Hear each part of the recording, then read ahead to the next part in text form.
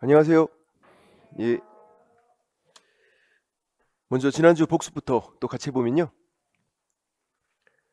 자, 1번. 자기 거주용 주택용지로 이용할 목적으로 허가받은 경우에 이용 의무 기간 몇 년? 2년. 이용 의무 기간 2년. 사업 시행 4년. 현상 보존 5년. 그러니까 사업 시행, 현상 보존 이런 말이 안 보이면 2년인 거죠. 3년짜리 있나요? 그런 거 없어요. 그다음 2번. 허가받은 목적대로 이용을 안 했어요? 그럼 이제 이행명령을 먼저 하죠. 바로 이행강제금 부과하는 게 아니라 이행명령은 3개월 이내 문서라는 거죠. 1개월이 아니라. 우리 1개월짜리가 아닌 거를 외우고 있어야죠. 허가불허가 처리기간 15일, 선매협의를 시작하는 거 15일, 그리고 이행명령 이행기간 3개월 이내 문서로 하고 이행강제금 부과에 이의제기하는 게 30일이었어요. 그 네 가지 빼고는 그냥 1개월. 잘 모르겠는데 1개월. 3번. 이행명령을 받은 자가 그 명령을 이행하는 경우에 새로운 이행강제금 부과를 즉시 중지하고, 그리고 이제 명령을 이행하기 전에 부과된 거예요. 어떻게 하는 거죠? 징수해야죠.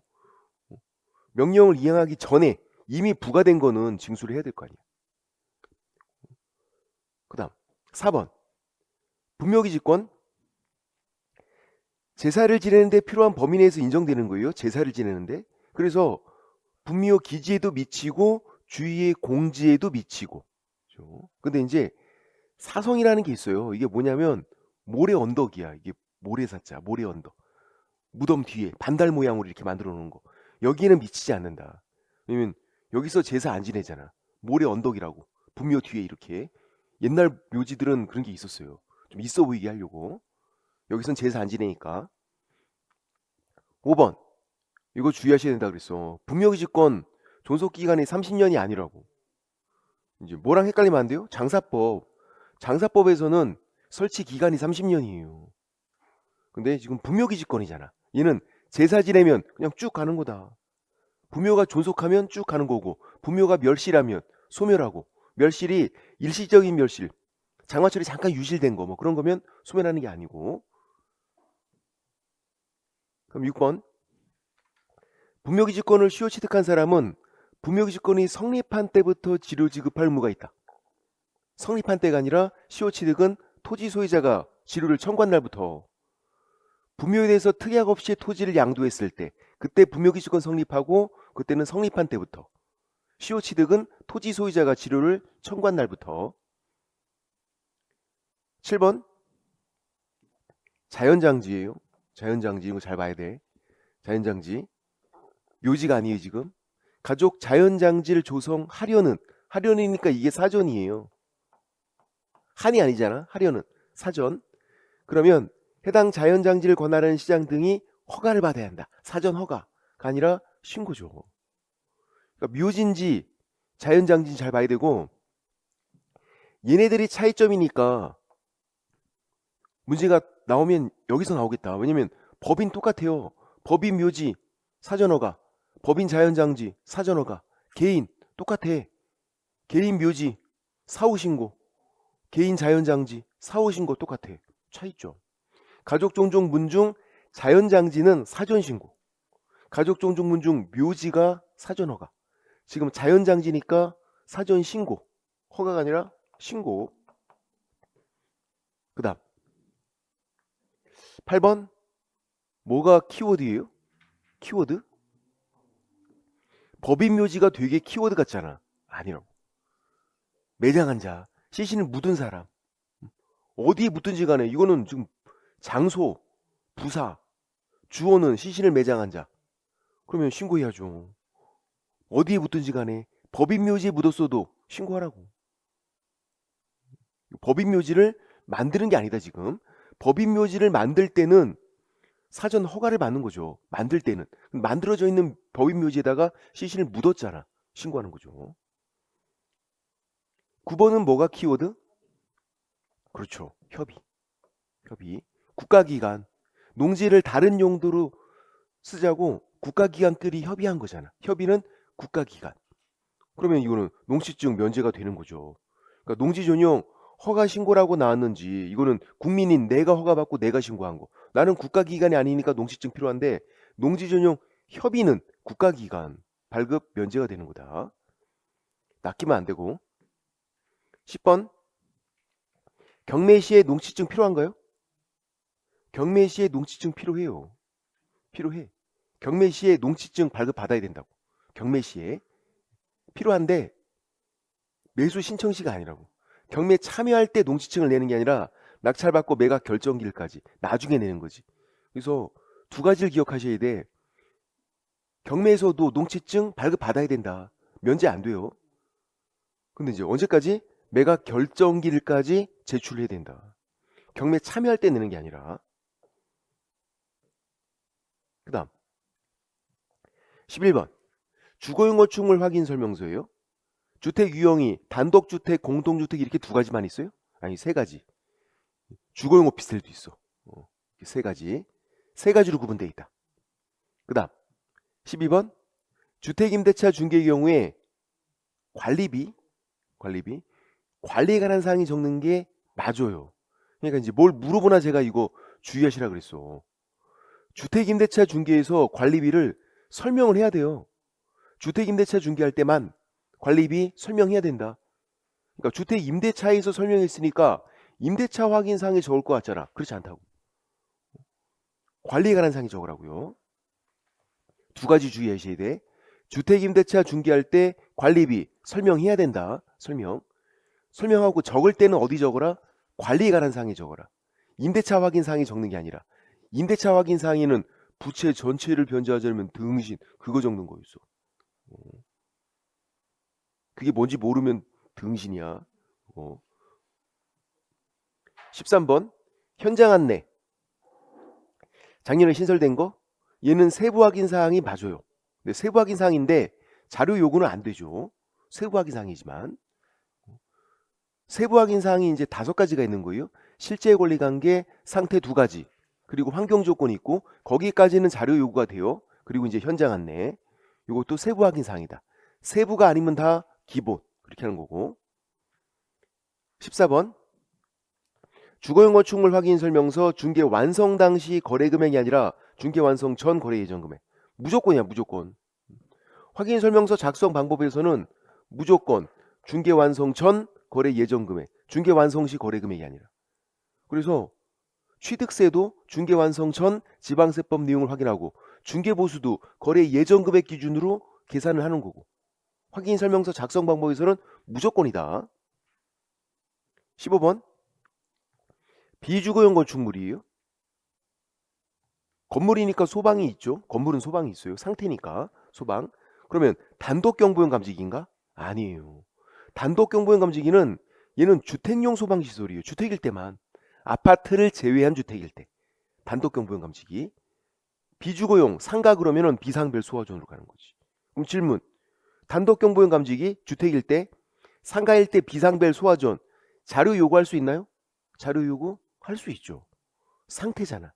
건물 상태에 대해서는 자료 요구할 수 있다. 실제 권리 관계 상태 2가지, 환경 조건까지는 자료 요구할 수 있다. 상태 자료 요구할 수 있는 거다. 그다음 16번 중개보수에서 부가가치세는 별도로 부과될 수 있나요? 그렇죠. 그래서 따로 받아도 초과보수가 아니다. 또 제가 이거 5번 나왔다 그래서 시험에 최근에 좀 안 나오고 있어. 이거 주의하셔야 돼요. 17번 확인설명서 거래계약서 보존 방식이 똑같아요. 보존 기간은 다르죠. 확인설명서는 3년이고 거래계약서는 5년. 보존 기간은 달라요. 보존 방식이 똑같은 거야. 원본, 4번 전자문서 셋 중 한 가지. 공인 전자문서 센터 여기에 보관됐으면 따로 보존 안 해도 되고 보존 방식이 똑같다. 공인 전자문서 센터는 전자계약책이란 거. 전자계약책이라면 자동적으로 여기에 보존되고 그러면 사무소에는 따로 보존 안 해도 된다. 확인설명서랑 거래계약서 2가지만 그렇다고 그랬어요. 다시 질문. 그럼 전속중개계약서.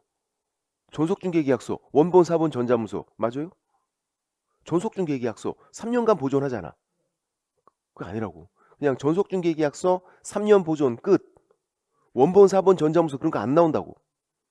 보존 방식이 똑같은 건 확인설명서랑 거래계약서 2가지만. 18번 질문. 가등기 담보 이게 얘가 적용 제외예요? 아니면 특례예요? 적용 제외도 있고 특례도 있어. 부동산 실명법에 적용 제외. 부동산 실명법이 적용이 안 된다. 가등기 담보, 양도 담보는 가담법이 적용되니까 적용 제외. 그래서 무효가 아니라 유효. 적용 제외. 특례는 종중 배우자 종교단체. 그거는 부동산 실명법 적용되지만 특례, 특별 규정 때문에 유효가 되는 거고 결과는 똑같아요. 유효인 거, 과정이 다른 거지. 19번. 만약에 이렇게 3자간 등기명신탁, 계약명신탁이 한 지문으로 나와도 그림을 그려야 돼. 이거 차라리 사례 문제가 나오는 게 낫다. 그러니까 한 지문 나와도 그림을 그려야 되잖아요. 3자간 등기명신탁 어떤 경우에요? 매도인, 매수인, 매매계약 체결. 매수인이 부탁을 한 거죠. 등기 한 방에 넘기라고 자기 친구한테. 그래서 중간생략 등기처럼 등기가 넘어간 거. 3자간 등기명신탁을 중간생략형 명신탁 이렇게 부르잖아. 중간생략 등기처럼 명신탁이 된다고. 그러면 약정 무효, 등기도 무효가 돼요. 매도인이 100% 악이니까 약정 무효, 등기 무효, 매매계약은 유효가 되는 거고. 그런 것들 제가 여기 뒤에 다시 그림 그려놨죠. 보시면 되고.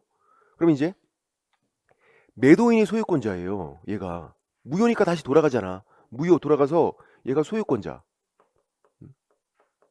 매수인은 채권자. 매매계약이 유효니까 소유권 이전 등기 청구권 채권이 있잖아요. 채권자. 그래서 시험에 제일 많이 나온 게 매수인이 매도인에게 소유권 이전 등기 청구할 수 있다. 오, 맞다고.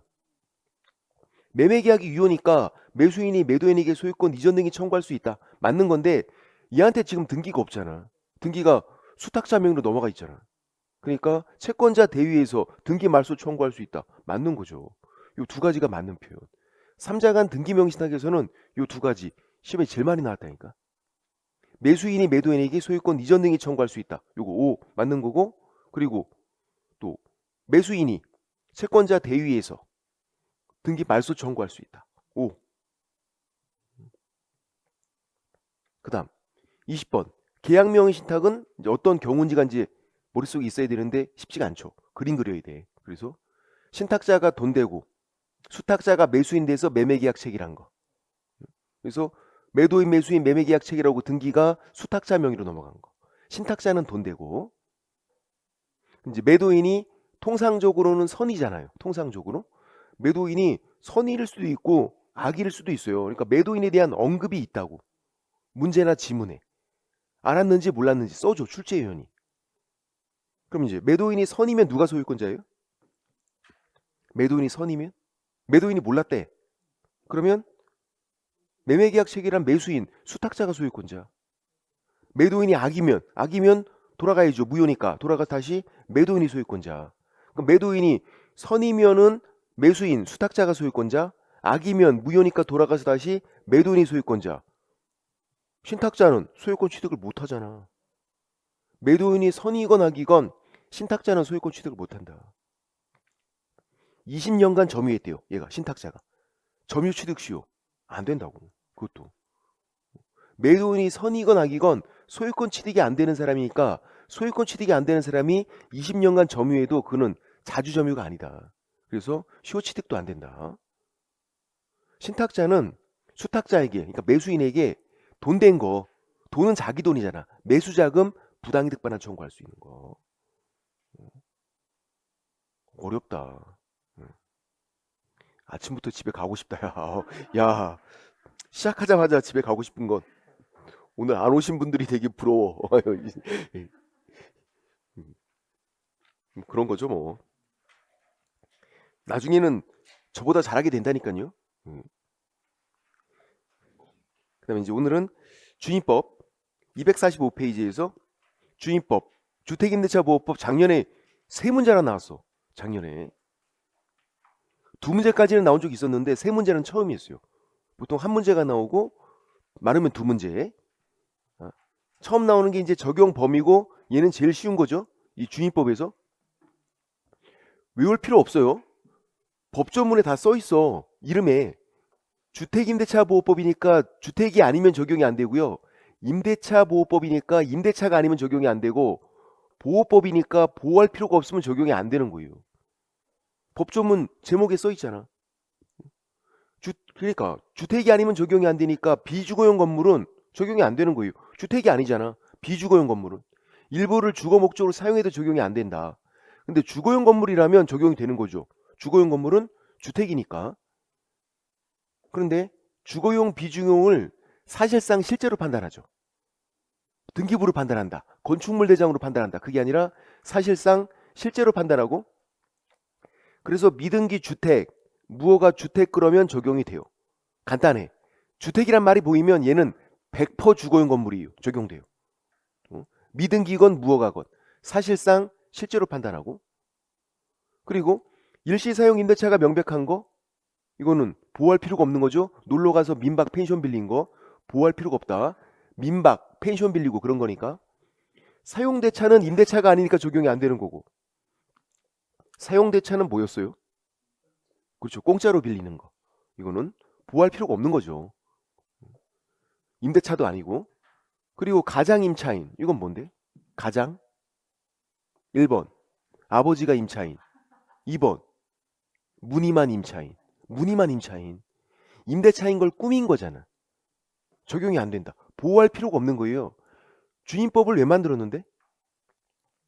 서민들 주거생활 안정을 위해서. 이거는 집에 사는 게 목적이 아닌데, 주거생활 하는 게 아닌데 보호할 필요가 없는 거다. 그래서 법인도 원칙적으로 적용이 안 되는 이유가 서민이 아니어서 그래요. 또 서민들이 주거생활 안정을 위한 법이니까. 근데 예외적으로 세 가지, 토지주택공사, 지방공사, 중소기업법인 적용된다. 세 가지. 올해 나올 확률 높은 거 중소기업법인.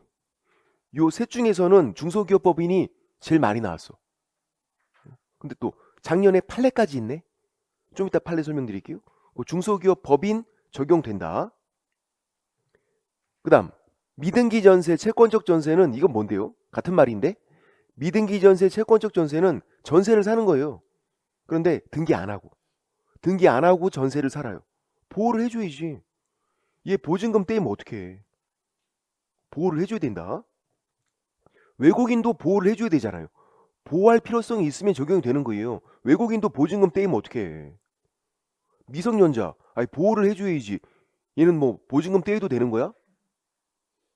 마음에 상처 입는다고. 마상. 보호해줘야 돼. 주택이 대지는 주택이에요. 주임법 적용된다. 주택이 대지는 주택이다. 이게 토지라고 해서 이거 주택이 아니다 그러면 안 돼요. 주택이 대지는 주택이다. 주임법 적용된다. 자, 이제 요거 중소기업법인, 제가 거기 동그라미 4번에 그 파란색으로 칠해 놓은 게 작년 판례예요. 어떤 판례냐면, 제가 법인에서는 항상 이 사람들 직책을 잘 보라 그랬어요. 법인에서는. 또 이게 뭐 중개사법뿐만 아니라 주임법도 마찬가지였던 거야. 법인에서는 이 사람들 직책을 잘 봐야 되는데, 직원이랑 대표이사 아니면 사내이사, 이사급이에요. 이사잖아. 이사. 얘는 직책이 이사급이에요. 직원이랑 달라요. 직책이 높은 사람들.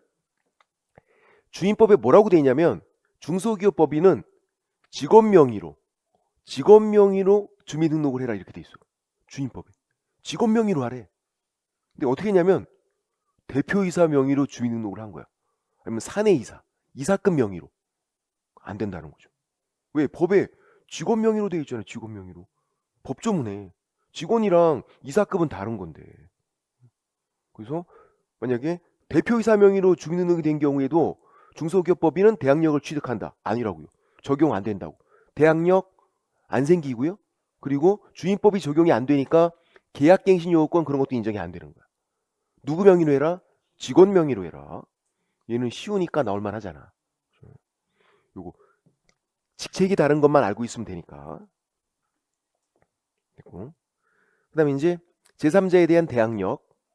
이 주임법을 만든 이유가 대항력 때문에. 칠판 보시면 대항력이랑 우선 면제권이랑 최우선 면제권이랑 다 다른 거죠. 따로따로 있어요. 아직까지도 구분을 못 하시는 분들이 너무 많아. 대항력 따로 있는 거고, 우선 면제권 따로 있는 거고, 최우선 면제권도 따로 있는 거라고요. 별개. 한 임차인이 세 가지를 다 가질 수 있어. 셋 중에 두 가지만 있을 수도 있어요. 아니면 한 가지만 있을 수도 있고 아무것도 없을 수도 있고. 요건에 해당하면 갖는 거예요. 요건에 해당하면.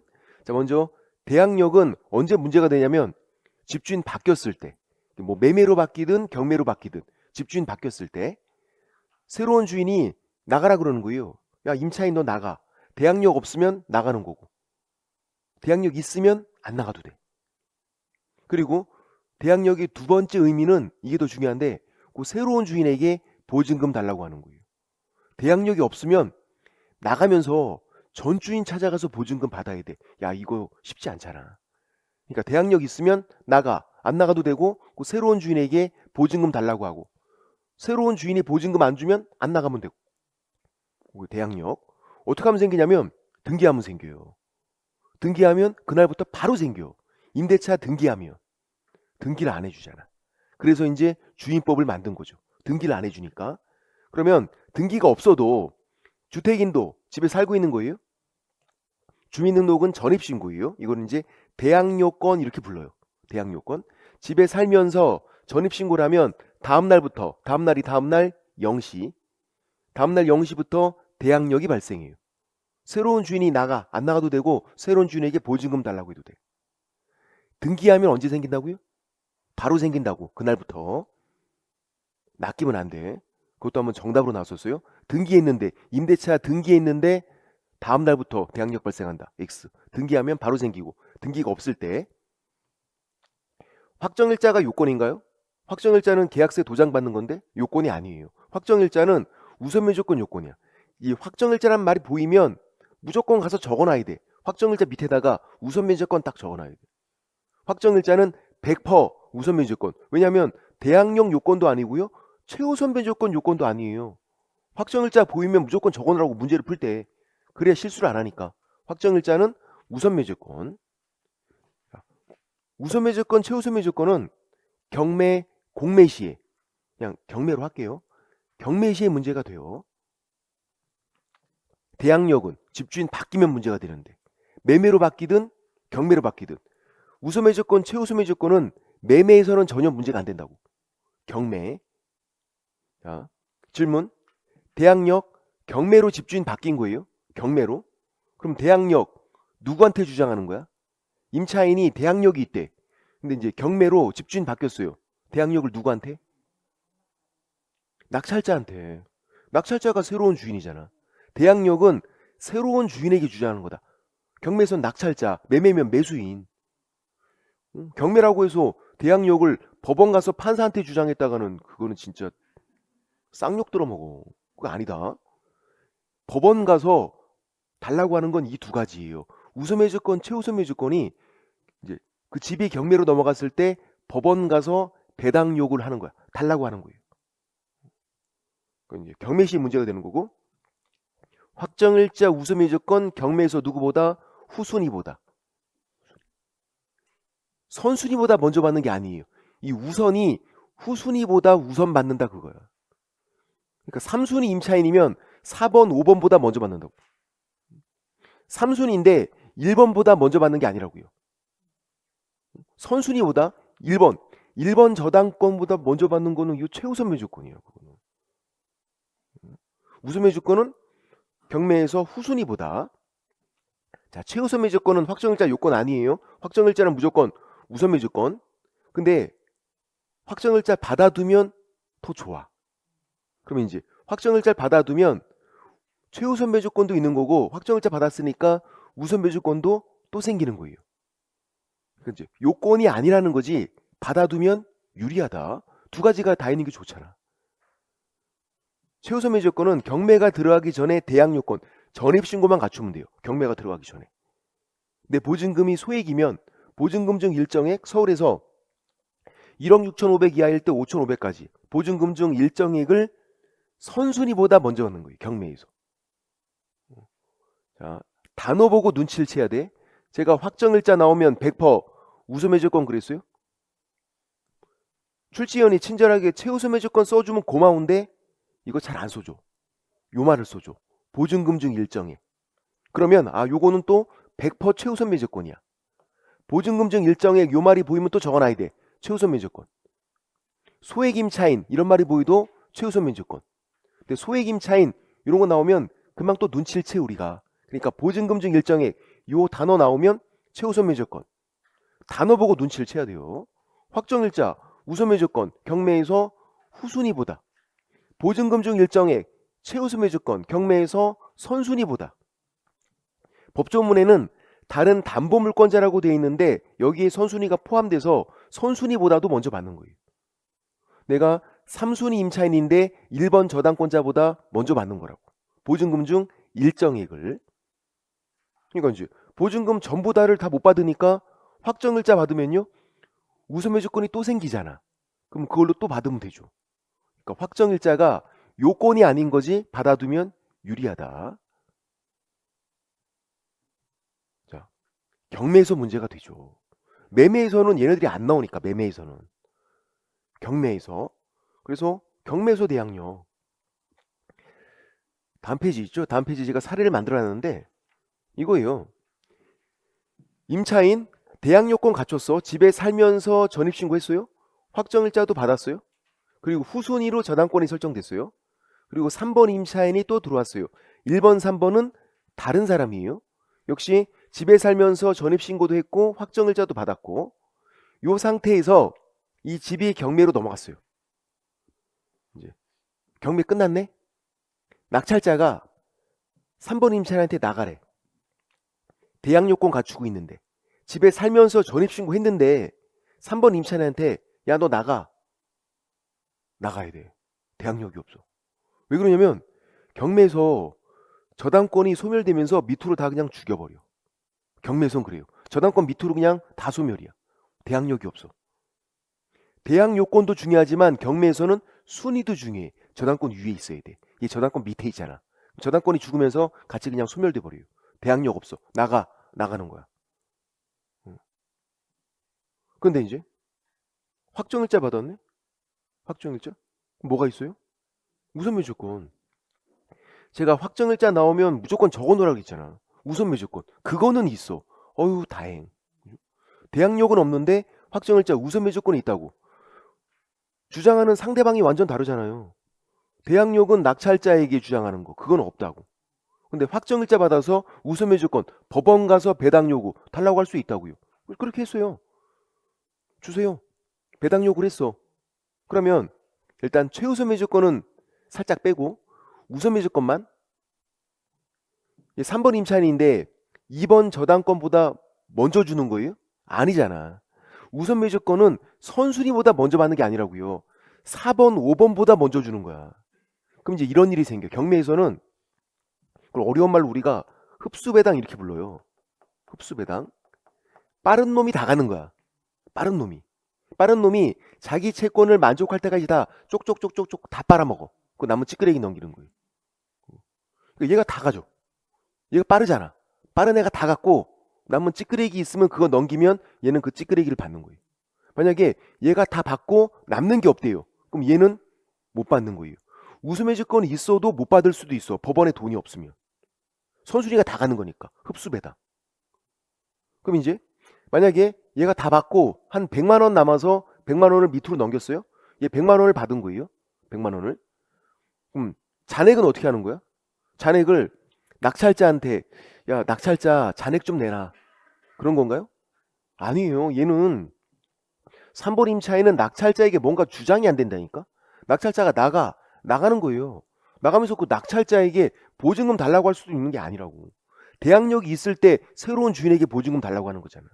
얘는 대항력이 없으니까 낙찰자에게 뭔가 주장이 안 되고 잔액 남은 것도 전주인 찾아가서 받아야 돼. 못 받겠죠. 전주인이 돈이 없어서 집이 경매로 넘어갔잖아. 그러니까 저당권 밑에 있는 이런 후순위 임차인은 보증금을 떼인다. 왕창 떼이건 다 떼이건 보증금을 떼인다. 근데 보세요 이제 1번 임차인 저당권 위에 있네. 둘 다 있어. 위에 있잖아. 얘는 경매에서 아무것도 안 해도 돼요. 자기가 살고 있는 집이 경매로 넘어갔어요. 나 1번 임차인. 아무것도 안 해도 돼. 여행 갔다 왔어. 유럽 여행 갔다 왔대. 배낭여행 한 달 갔다 왔어. 경매 끝났어. 되게 팔자 좋다. 자기 집이 경매로 넘어갔는데 유럽에 배낭여행 갔다 왔어. 그리고 이제 경매 끝나서 이제 낙찰자가 야 너 나가는 건가요? 안 나가요. 대항력 있잖아. 얘는 그러니까 여행 갔다 올만 했지. 대항력이 있다고. 낙찰자가 안 나가도 되고 그 낙찰자에게 보증금 다 내놔 되는 거야. 안 주면 안 나가면 돼. 낙찰자가 이걸 떠안게 된다고요. 저당권이 밑으로 죽이지 위로는 못 죽여서. 또 이제 확정일자 받았네? 그럼 뭐도 있어요? 우선변제권도 있어. 둘 다 있는 거야. 확정일자 우선변제권이잖아. 법원 경매에 가서 배당 요구 달라고 해도 돼요. 우선변제권이 있으니까. 다 받을 확률 제일 높네? 지가 1번이니까. 다 받으면 나가면 되지. 만에 하나 다 못 받았대요. 잔액이 조금 남았어요. 1번 임차인은 잔액이 많이 남지 않죠. 이렇게 후순 임차인들은 잔액이 많이 남겠지만 1번 임차인 거의 다 받고 한 100만 원을 못 받았어. 한 5천만 원 중에서 4,900 받고 100만 원 못 받은 거야. 그러니까 어떻게 하는 거야? 1번 임차인은 그 100만 원은 1번 쿨하게 포기한다. 상남자야. 아예 그냥 포기. 2번 낙찰자에게 계속 달라고 한다. 2번 1번 임차인은 보증금이 전액 변제가 돼야 대항력이 없어지고 소멸하는 거예요. 잔액이 남았잖아. 잔액 100만 원 남으면 그거 낙찰자에게 계속 달라고 하는 거예요. 안 주면 안 나가면 돼. 그러니까 얘는 보증금을 안 떼요.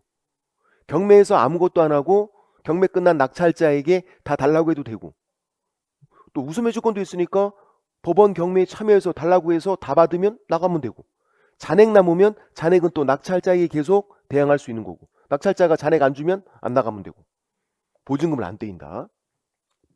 이 차이가 저당권 위에 있었나 밑에 있었나 여기서 비롯된 거죠. 질문. 경매가 아니라 이게 매매였어. 매매. 그럼 3번 임차인 대항력 있어요 없어요? 매매로 집주인 바뀐 거야. 경매가 아니라 매매. 3번 임차인 대항력 있다고. 경매, 공매 여기서만 이 순위가 중요한 거예요. 매매 이런 것에서는 순위가 중요하지 않아. 그러니까 매매로 집주인 바뀌면 임차인 1번 임차인 3번 임차인 다 대항력 있는 거예요. 지금은 경매니까 그런 거지. 경매니까 3번 임차인은 대항력이 없는 거다. 경매 여기서는 순위가 중요하다고. 그리고 또 최근에는 이렇게 3번 임차인이 잘 없단 말이에요. 이거 다 옛날 판례예요. 옛날에 잘 모르니까 이제 들어갔다가 막 보증금 떼이고 하는 거지. 근데 최근에는 이제 증액되는 판례가 있는 거죠. 증액. 1번 임차인 대항력권 갖췄고 뭐 확정일자 받고 다 했어요. 보증금 1억. 후순위로 전환권 설정됐고 후순위로 피담보 채권액 5천만 원. 그 다음에 이제 증액된 거예요. 5천만 원 증액을 해줬어. 그러니까 1번, 3번이 이번엔 같은 사람. 같은 사람인데 저당권 설정 후에 증액이 된 거예요. 5천만 원. 같은 사람이니까 여기다가 5천을 이렇게 붙이지 않는다. 이렇게 하지 않는데. 같은 사람이라 하더라도 후순위처럼. 저당권 설정 후에 증액된 거는 이렇게. 왜 그러냐면요. 자, 경매가 넘어갔다고 쳐보세요. 1억 5천에 낙찰됐어. 그럼 이제 순서대로 주는 거야. 빠른 놈이 다 갖는다고. 1번 얘가 1억을 갖고요. 얘가 1억을 남은 거 5천을 얘가 가져요. 증액된 건 못 받아. 만약에 5천이 여기 붙으면 얘가 1억 5천을 다 받고 얘가 빵원이 되는 거. 이게 말이 안 되잖아. 얘가 저당권 설정할 때 자기가 받을 것도 있으니까 그렇게 한 거잖아요. 근데 보증금이 증액됐다고 얘가 다 갖고 얘는 빵원 되고 이건 말이 안 되는 거다. 그래서 저당권 설정 후에 증액된 거는 후순위 임차인처럼 3번 임차인처럼 이렇게 하라고. 이해되시나요? 됐어요. 그럼 이제 경매 끝난 거야. 경매는 끝났어 이제. 누가 찾아와? 낙찰자가. 낙찰자가 나가래. 같은 사람? 1번 3번 지금 같은 사람이었어요. 근데 나 증액된 5천만 원을 못 받고 있는데 낙찰자가 나가래. 나가는 건가요? 나가야 돼. 응. 아 저당권 밑에 있잖아. 저당권 위에서 못 받은 게 아니잖아요. 저당권 위에 1억 원 다 받았잖아. 저당권 밑에 증액된 걸 못 받았잖아. 이거는 낙찰자에게 대항할 수가 없다. 3번 임차인과 똑같은 게 후순위 임차인처럼. 나가는 거고 그럼 증액된 5천만 원을 누구한테? 전주인 찾아가서 받아야 돼요. 낙찰자에게 달라고 하는 것도 아니에요. 대항력이 없으면 낙찰자에게 뭔가 주장이 안 된다. 전주인 찾아가서 증액된 5천 받아야 되는데 못 받겠죠. 전 주인이 돈이 없어서 경매로 넘어갔잖아. 이해가 되시나요? 저당권 설정 후에 증액된 거는 저당권자에게 대항할 수 없고, 그러니까 이제 후순위 임차인처럼 취급하는 거고, 그래서 낙찰자에게 대항할 수도 없는 거다. 이제 증액할 때 이런 일이 생긴다고. 보증금 떼이는 경우가. 왜냐면 직거래로 할 수 있잖아요. 거기 대부분 다 중개거래인데 직거래로 집주인이 임대인이 스벅으로 나오래. 스타벅스. 제 커피 사겠대. 둘이서 이제 계약서 쓰고 커피 5,000원짜리 더 비싼가? 이제 5,500원? 벤티로 마시래. 벤티로. 그래서 마셨어. 5천만 원 날리는 거지. 5,000원짜리 커피 먹고 5천만 원 날리는 거지. 그래서 증액할 때도 중개 사무소 가서 개공들이 확인해주고 하면 더 안전하잖아요. 이런 경우가 있더라. 그 다음에 이제 246페이지에서 거기 동그라미 6번 고은지의 밑에 있는 박스가 요 내용이고, 양가로 2번 주택 인도에서 문제가 되는 건 이건데, 주택 인도에서 간접점유예요. 전대차 한 거. 임대인 동의 얻어서 전대차를 한 거예요. 동의 얻어야 돼. 동의 없이 전대차 하면 그건 불법 전대, 그래서 안 되는 거야. 동의 얻어서. 전대차는 뭔데요? 그렇죠. 전이 이게 한 번 더 했다는 얘기예요. 전이 임대차를 한 번 더 한 거. 임차인이 임대차를 한 거. 전전세는 전세권자가 전세를 한 거. 전은 한 번 더 한 거. 전매는 매매를 한 번 더 한 거. 매수인이 한 번 더 판 거. 전매. 전은 한 번 더 하는 거. 임대차를 한 번 더 한 거예요. 누가? 임차인이 한 거예요. 임대인 동의 얻어서. 임차인이 자기가 직접 점유하고 있어요. 자기가 살고 있어. 아무런 문제가 없어요. 대항력 있는 거고 다 있어. 근데 이제 동의 얻어서 전대차를 했고 전차인 명의 주민등록이 돼야 돼. 동의 얻어서 전대차가 됐는데도 계속 임차인 명의 주민등록이면 안 돼요. 그것도 주의하셔야 돼. 전차인 명의로 주민등록이 된 거예요. 그러면 임차인이 저 대항력이 계속 유지가 돼요. 그러니까 오해하시면 안 되는 게, 이 대항력이 없어지고 다음날 0시부터 좀 주민등록을 했으니까, 새롭게 했으니까 다음날 0시부터 새로운 게 생긴다, 이게 아니라고. 임차인이 갖고 있는 이 대항력이 계속 유지가 되는 거예요. 임차인이 자기가 직접 살고 있을 때 있던 그 대항력이 간접점유로 바뀌어도, 전차인이 살고 있어도 계속 유지가 된다고. 만약에 이게 없어지고 다음날부터 새로운 게 생긴대요? 그럼 이건 할 필요가 없는 거지. 왜 이런 짓을 해 그러면? 옛날 게 더 좋은 거니까. 옛날 게 쭉 유지가 되고 전차인은 그거 갖다 쓰는 거예요. 전차인은요, 자기 거 없어. 임차인 거 갖다 쓰는 거야. 그러니까 임차인의 대항력이 쭉 유지가 되고 그걸 갖다 쓰는 게 더 좋은 거잖아. 새롭게 생기는 게 안 좋은 거잖아. 대항력은요, 원래 있던 게 좋은 거야. 선순위니까. 새롭게 생기면 어떻게 돼요? 후순위가 되는 거지. 그거 안 좋은 거지. 대항력은 옛날 게 좋은 거다. 신상이 좋은 게 아니라고요. 백화점에 있는 게 제가 신상이 좋은 거라고 그러지. 백화점에는 신상이 좋잖아. 서 있는 것들 신상, 누워 있는 것들은 리월 상품. 돈 벌어서 이제 서 있는 애들을 사야 돼. 서 있는 애들 신상. 요즘엔 금방 그 다음 나가면 바로 또 누워 있더라고. 얘들이 굳이 살 필요가 없어. 어쨌든 그래서 결론은 임차인이 직접 점유하건 간접 점유하건 대항력은 있는 거다. 다만 동의 얻어서 전대차가 됐을 때 누구 명의로? 전차인 명의로 주민등록은 돼야 돼요. 그래야 임차인 대항력이 쭉 유지가 되고 전차인은 그거를 갖다 쓰는 거고. 그래서 주택 인도에서 문제가 되는 건 이거밖에 없어요. 간접 점유 판례. 밑에 양가로 3번 주민등록이 문제가 되는 경우가 많았죠. 주민등록이. 최근엔 잘 없는데 다 옛날 판례들이죠. 임차인 잘못이 있나 없나를 보는 건데요. 동그라미 1번, 2번. 그 책임 소재를 나누는 기준 시점이 전입신고예요. 기준 시점이. 전입신고가 수리가 됐대요. 수리는 뭔데? 접수 완료. 그게 수리. 수리가 된 후에는 100% 공무원 잘못이에요. 대항력 있어. 그러니까 공무원이 이런 멘트를 날리면 다 됐으니까 돌아가세요. 그러면 수리가 된 거야. 그 다음부터 어떤 일이 생기면 다 공무원 책임이에요. 공무원이 다 됐으니까 돌아가라고 했잖아. 근데 이제 수리가 안 됐대.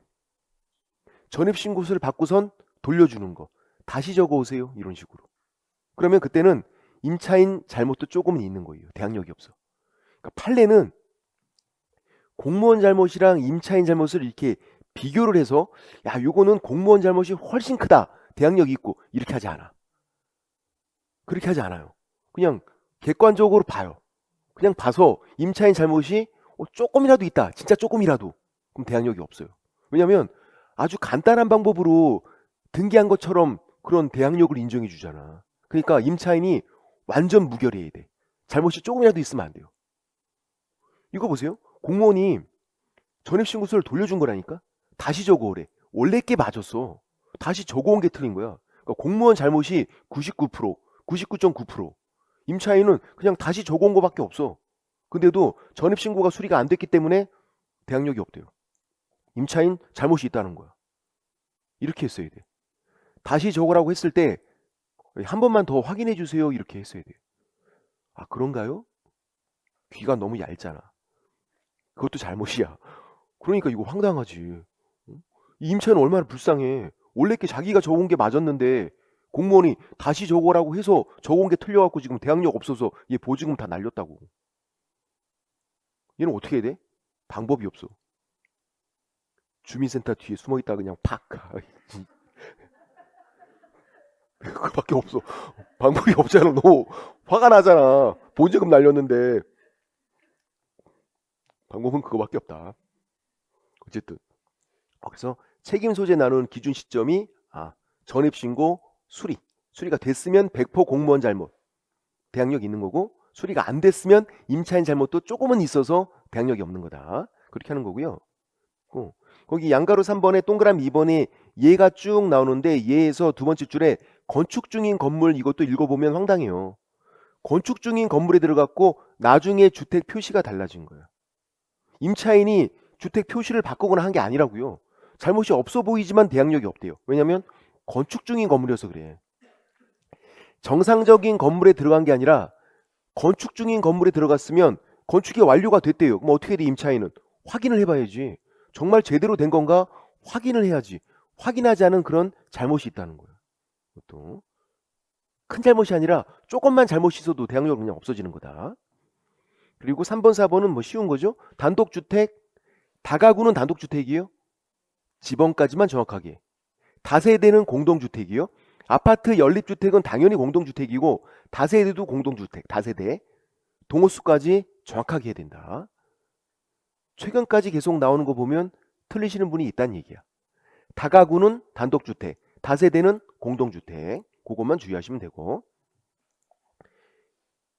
그리고 247페이지에서 작년에 나온 게 동그라미 5번이죠. 동그라미 5번.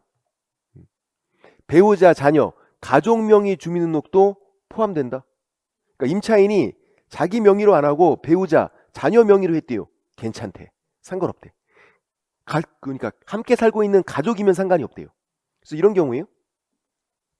함께 살고 있다가 가족은 두고 임차인만 전입신고를 뺐어요. 그럼 어떻게 돼? 함께 살고 있다가 가족은 두고 임차인만 전입신고를 뺀 거야. 그래도 상관이 없는 거죠. 그냥 유지가 되는 거예요. 가족 중 한 명이라도 남아있으면 괜찮은 거다. 가족 전체가 전입신고를 뺐을 때 상실되는 거죠. 뺐다가 다시 들어오면 다음날부터 새로운 게 생기는 거고. 근데 임차인만 나갔다 들어오는 건 상관이 없는 거고. 뭐 작년에 나와서. 예.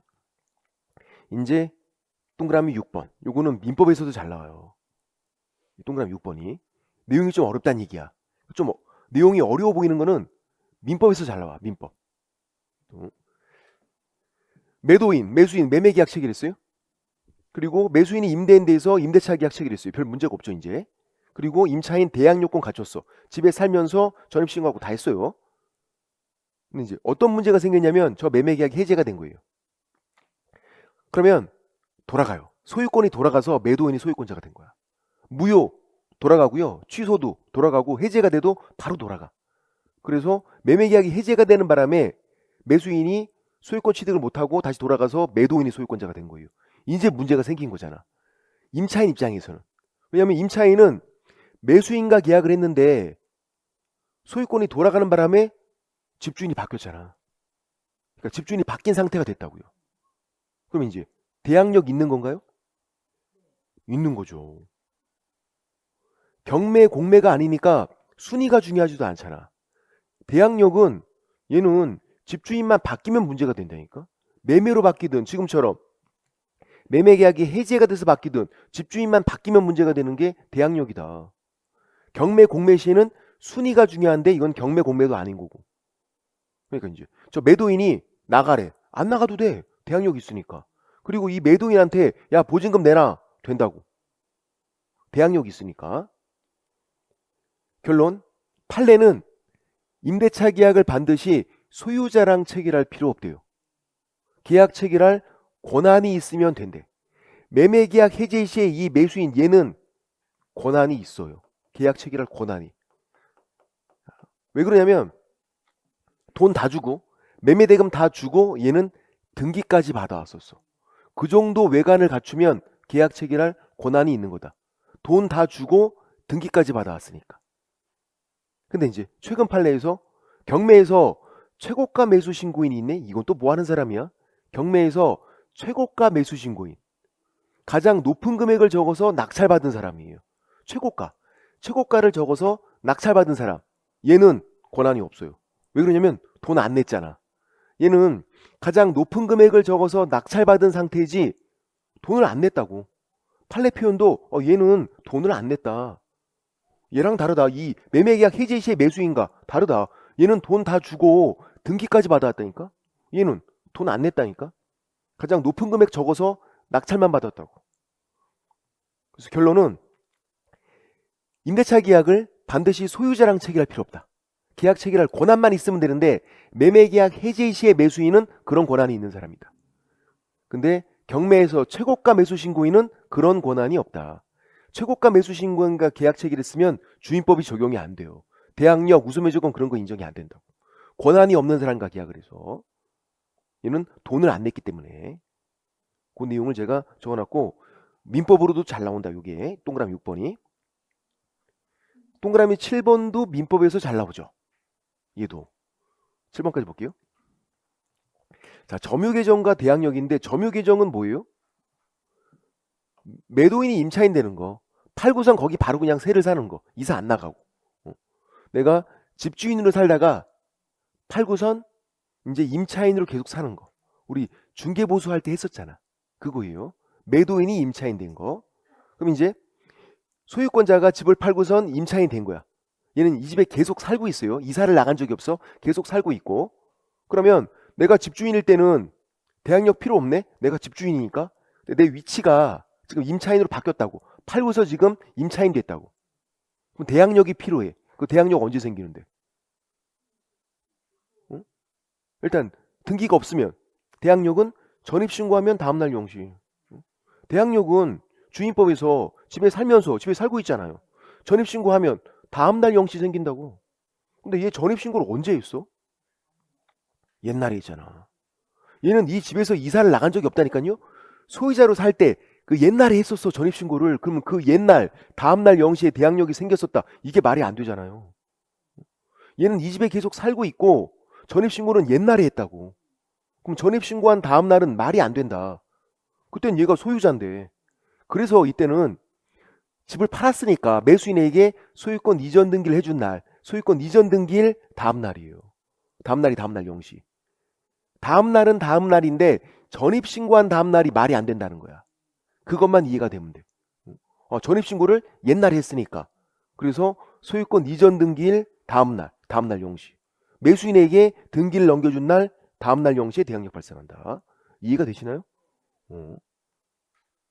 여러분이 이해 잘하고 그런 것들은 잘 안 나와. 밑에 게 더 많이 나와요. 그러니까 쉬운 거지 얘는. 나중에 위에 건 쉬운 거고 밑에 게 이제 헷갈려. 왜 법률 관계가 복잡하니까. 반대예요 이번엔 또. 내가 임차인인데 그 집을 산 거야. 임차인으로 살다가 집을 샀어요. 그럼 어떻게 되냐면 대항력이 혼동으로 소멸해요. 들어보셨나요? 민법 시간에? 혼동 이런 거? 내가 지금 집주인 됐어. 나 임차인으로 대항력이 있었는데 내가 집주인 됐다고. 대항력 필요 없잖아요. 그러니까 혼동으로 소멸해버려요. 대항력이 없어져. 필요 없으니까. 근데 뭐가 문제냐면 임차인이 본인이 살지 않고 동의 얻어서 전대차에서 전차인이 살고 있었어. 실제로 사는 사람은 전차인이었어. 아까 전차인은 자기 대항력 뭐 그런 거 있나요? 없다니까. 전차인은 임차인 대항력을 갖다 쓰는 사람이에요. 갖다 쓰고 있던 그 대항력이 어떻게 됐다고? 혼동으로 소멸했다고. 혼동으로 소멸. 그러면 갖다 쓰던 대항력이 없어졌으니까 이 전차인에게 새로운 대항력을 인정을 해줘야 된다고요. 전차인이 임차인 대항력을 갖다 쓰고 있었고 그게 혼동으로 소멸했으니까 새로운 대항력을 인정을 해줘라. 여기까지는 이해가 되시나요? 그거는 언제 생기는 거냐면 임차인인 내가 집을 샀잖아. 내가 집을 산 거 등기를 받아오잖아요. 소유권 이전 등기를 받아오면 즉시 전차인에게 대항력 인정해 주는 거예요. 임차인인 내가 소유자가 됐잖아. 등기 받아오면 소유권 이전 등기 즉시 전차인에게 새로운 대항력을 인정해 주라. 밑에 게 더 외우기가 쉬워. 집을 샀네? 이건 기쁜 날, 기쁘잖아요. 집을 샀잖아. 떡 돌리고 해야지, 이거는. 친구들한테 한떡 쏘고 해야지. 집 샀잖아. 아유. 기쁜 날이니까 즉시 해줘도 되지, 이거는. 이 정도면. 집을 사서 기쁜데 전차인에게 야 다음날 0시 아유 입이 안 떨어진다 참아. 즉시 해야지 즉시.